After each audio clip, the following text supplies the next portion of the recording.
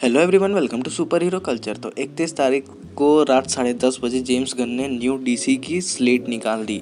और ज़रा तुम लोग इसको सुनो। started to map out an 8 to 10 year plan of what DC Studios will be in film, television, and games. This first chapter is called Gods and Monsters. Now, Marvel वाले जैसे phases निकालते हैं वैसे ही अब डीसी वाले chapters निकालेंगे। अपने phases को ये चैप्टर्स का नाम दे रहे हैं। फर्स्ट चैप्टर में टीवी शोज और मूवी मिला के पूरे 10 कंटेंट होगा मेरे ख्याल से। इनके फर्स्ट चैप्टर का नाम होगा गॉड्स एंड मॉन्स्टर्स, जो कि कहीं ना कहीं सही भी है, क्योंकि सुपरमैन को देखो तो वो एक गॉड की तरह रिजेंबल करता है। वो किसी गॉड से कम थोड़ी है वो।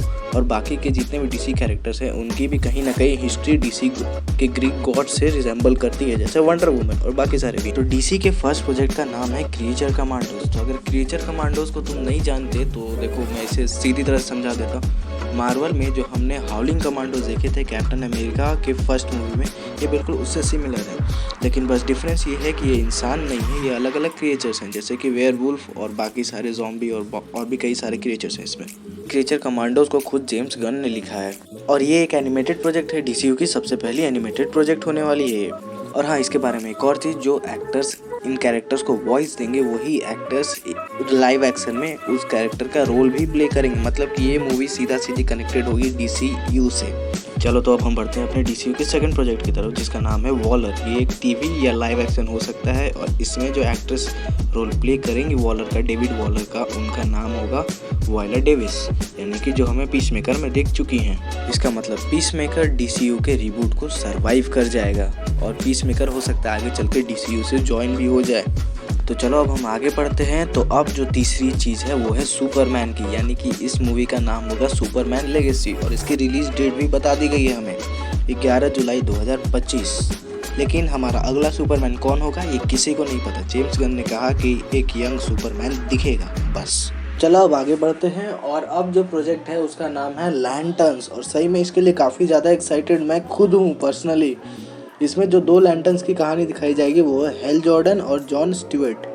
ये some sort of space thriller action adventure type कुछ होने वाला है, जिसका कि आउटकम एक काफ़ी बड़े कॉज को लेकर निकलेगा। मतलब कि शायद ये किसी एक बड़े इवेंट से कनेक्टेड रहे। तो चलो अब आगे बढ़ते हैं और अब चलते हैं हमारे नए प्रोजेक्ट की तरफ, जो कि है द अथॉरिटी।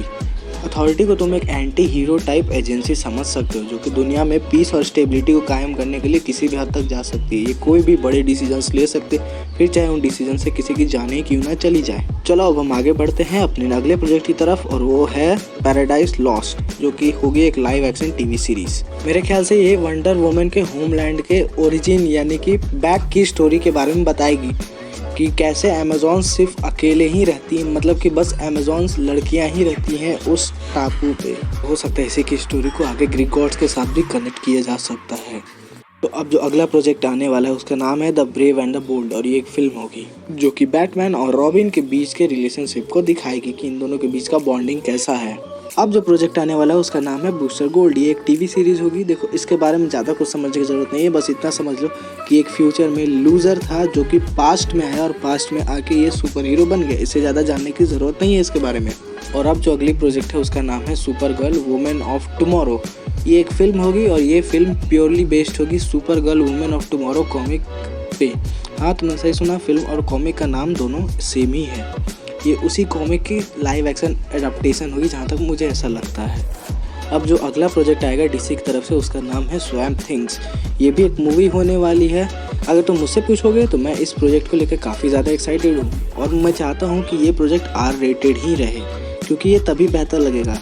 PG-13 में अच्छा नहीं लग सकता। चलो तो वीडियो को यहीं पे ख़त्म करते हैं। तब तक के लिए लाइक करो, शेयर करो, सब्सक्राइब करो मेरे चैनल को। और डीसी क्या करेगा आगे इसके बारे में बात करते रहेंगे।